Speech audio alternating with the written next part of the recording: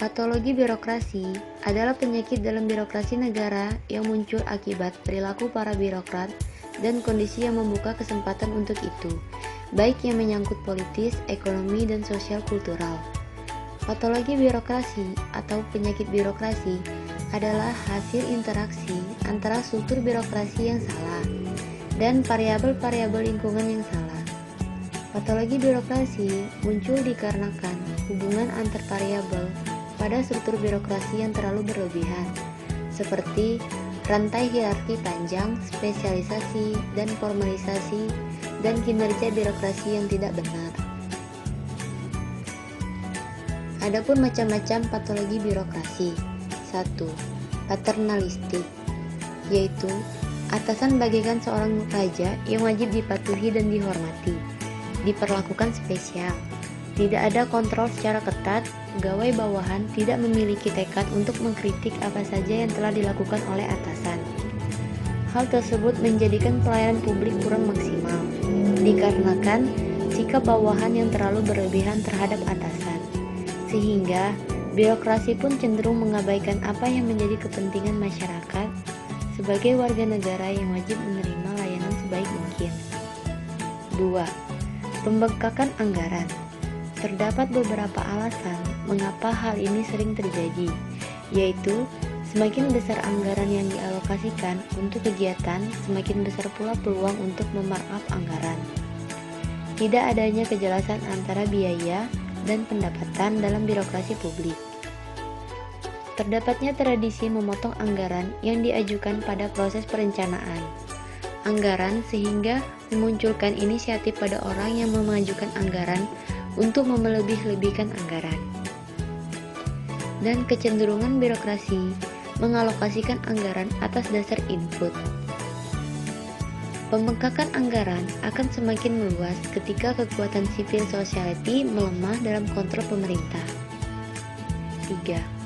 Prosedur yang berlebihan akan mengakibatkan pelayanan menjadi berbelit-belit dan kurang menguntungkan bagi masyarakat ketika keadaan mendesak.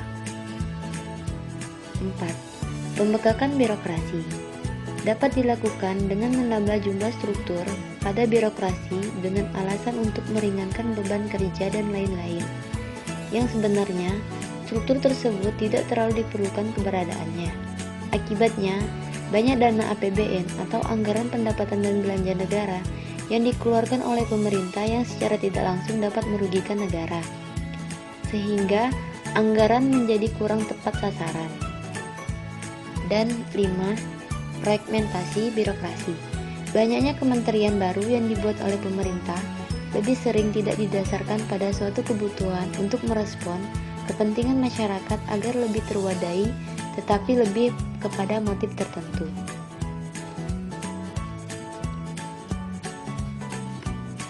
Adapun berbagai macam cara untuk mengatasi masalah patologi dalam birokrasi.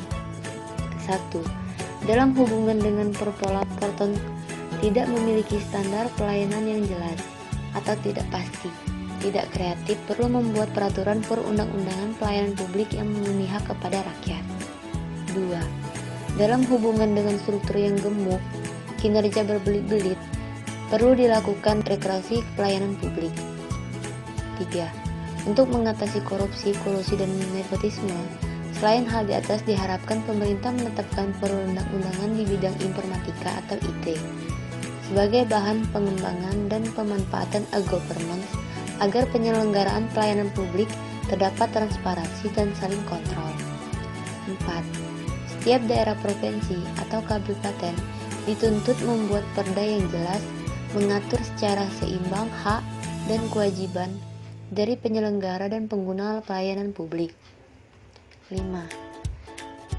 Setiap daerah diperlukan lembaga ombudsman. Lembaga ini bisa berfungsi ingin mendudukkan warga pada pelayanan yang prima. Ombudsman harus diberikan kewenangan yang memadai untuk melakukan investigasi dan mencari penyelesaian yang adil terhadap perselisihan antara pengguna jasa dan penyelenggaraan pada proses pelayanan publik.